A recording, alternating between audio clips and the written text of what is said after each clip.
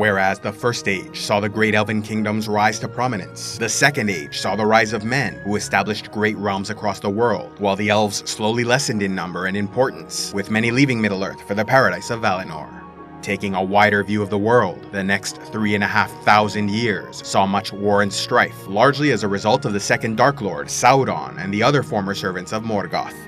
In the west, the Valar, Maiar, and many elves continued to live in peace, watching over the rest of the world, but interfering as little as possible, although Manwë, king of the Valar, did grant his Great Eagle scouts permission to occasionally lend aid to the children of Eru. Reporting on events outside Aman, some believe the Great Eagles were Maiar's spirits, while others say they were animals whose intelligence was elevated by the Valar, and may even have been conceived by Manwë when he sang in the Timeless Halls. Moving east, the kingdom of Númenor, populated by the Dúnedain, prospered throughout much of the Second Age, becoming the greatest realm outside Valinor and creating a vast maritime empire as their sailors explored and settled the many lands of this world. Though little is known of the continents south and east of Middle-earth, it was possible Númenor formed colonies on these lands which were lost to history. Within Middle-earth, most of the more advanced Eldar elves remained in the northwest of the continent, while the descendants of the Avari continued to populate the east, progressing in their own way, but remaining far less developed than those who journeyed west and took part in the wars against Morgoth.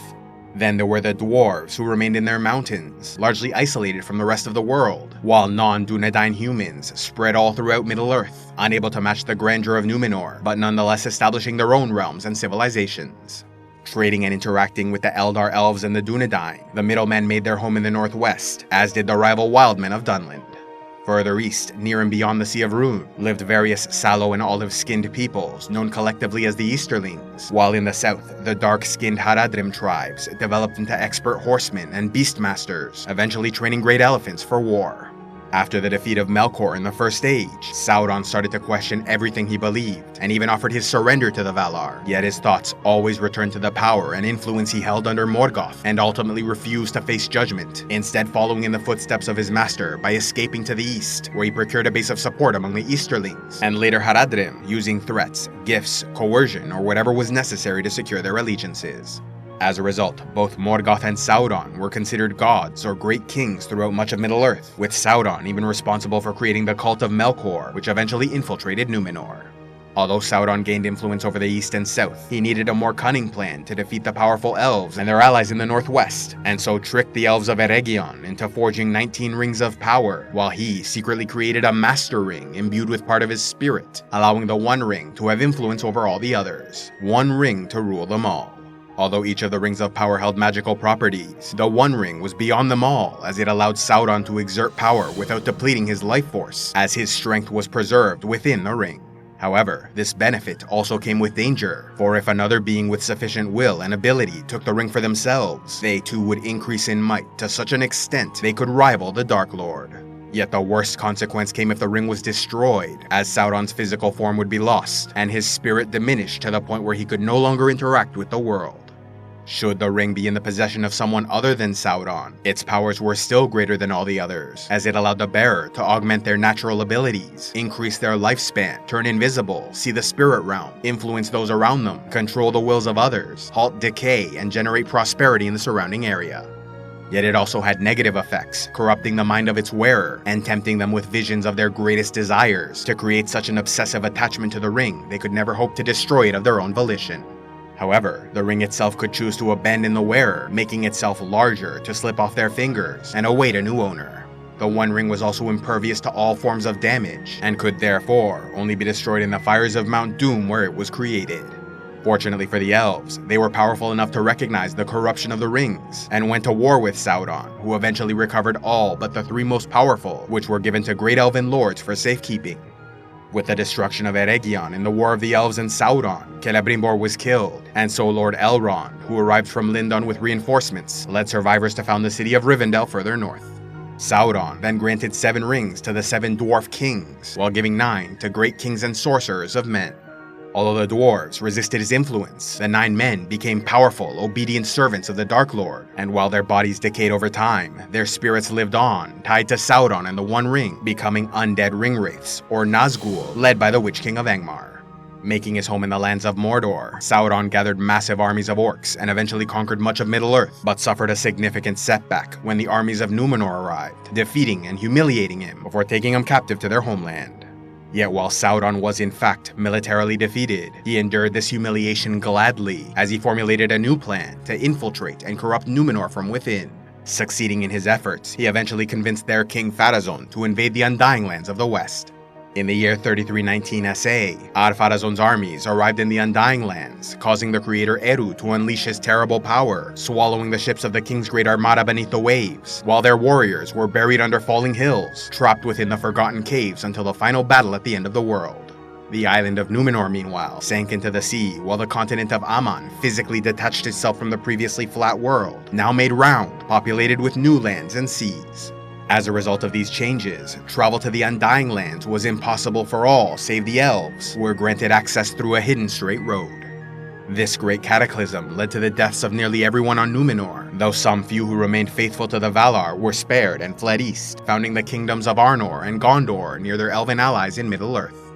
Although Sauron's body was killed, his spirit retained power through the One Ring, and so he returned to Mordor and started raising new armies for conquest. The final confrontation of the age occurred during the War of the Last Alliance, when the elves under King Gil-galad allied with the humans under High King Elendil, formerly of Numenor, as well as the dwarves of the Misty Mountains, to defeat Sauron and scatter his armies. Yet while Sauron was again physically destroyed, and his spirit diminished because he lost access to the One Ring, he still held power and influence so long as the One Ring survived. As Elendil was killed while fighting the Dark Lord, his son and heir Isildur took possession of the One Ring and was quickly corrupted, refusing to destroy it, though he was soon killed and the ring lost for over 2,000 years in the River Anduin. The survival of the ring allowed Sauron's spirit to once again flee into the east and start its campaign of conquest over from the beginning. Thus began the Third Age, with elves further receding from a place of prominence in Middle-earth, while humans continued to grow in number. Though the last High King Gil-galad died in the War of the Last Alliance, other wise, powerful elves took over leadership of their people, with Círdan remaining Lord of the Grey Havens, while Elrond ruled over Rivendell, King Thranduil in the Woodland Realm, and eventually Lady Galadriel and Lord Celeborn in Lothlorien.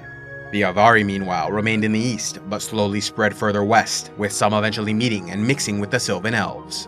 Though dwarves largely continued their pattern of minding their own affairs, the Third Age saw a number of wars and tragedies strike the Seven Dwarven Kingdoms, as they fought dragons which coveted their wealth, and waged a terrible war trying to wipe out the orcs of the Misty Mountains. Though the dwarves resisted the influence of Sauron, it was believed the Rings of Power nonetheless contributed to the devastation they faced, as it made them greedy and reckless in their pursuit of wealth. As for humanity, many Easterlings and Haradrim continued to serve Sauron, as did other peoples like the Variags of Khand and Corsairs of Umbar, participating in wars primarily with Gondor, developing great animosity between them. However, support for Sauron might have been lessened by the Order of Wizards, 5 Maiar spirits sent from the Undying Lands to help defeat the Dark Lord in the Third Age. Although Gandalf the Grey and Radagast the Brown largely focused on the northwest of the continent, Saruman the White and the 2 Blue Wizards traveled east and south, doing what they could to combat the Dark Lord's influence.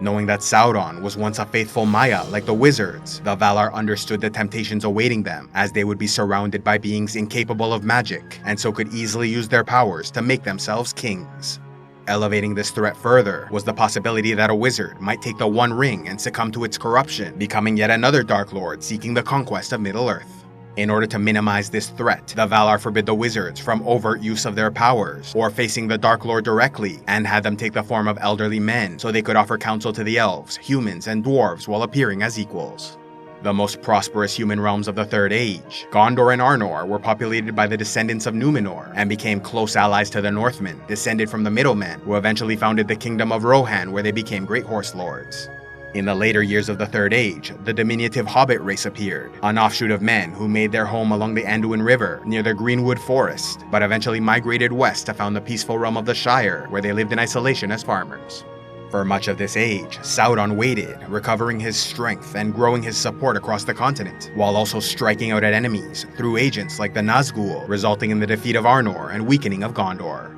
Though Sauron acted in secret, Gandalf suspected his growing influence, and so in 2941 TA, aided the Dwarven King Thorin Oakenshield in reclaiming the Mountain of Erebor, which the dragon Smaug made his home. This was the setting for the Hobbit novel, as Gandalf sought to eliminate the dragon, thereby preventing Sauron from making him an ally.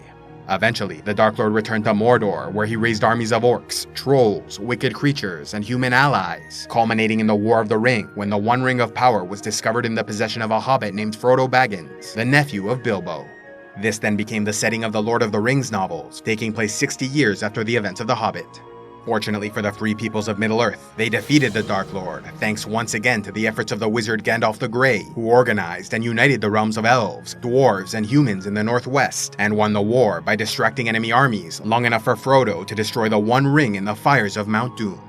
With the ring destroyed, Sauron's spirit diminished to such an extent he could no longer interact with the world. The same occurred to Saruman the White, who betrayed the other wizards and sought the One Ring for himself while also aiding the Dark Lord.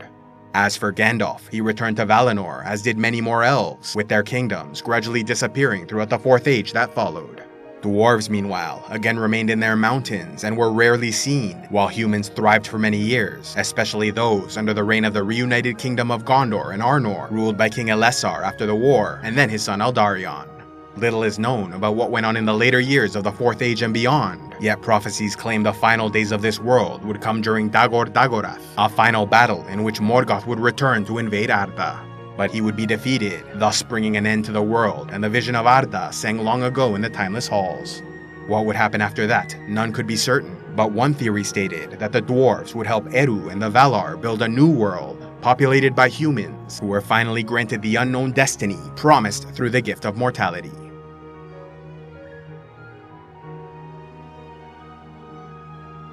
A special thanks to all those who contribute to CivilizationEx, like Sir Gil of Tarth, James the Cheap, Tim, Kristen Greeneyes of the Company of the Cat, and John Amber of Whitefork. If you'd like to help contribute to the channel, be sure to like, subscribe, leave a comment, and click on the links below, or else go to patreon.com/CivilizationEx, where you can gain early access to videos, vote on future content, and watch the Patreon-only series, Heroes of Lore and Legend.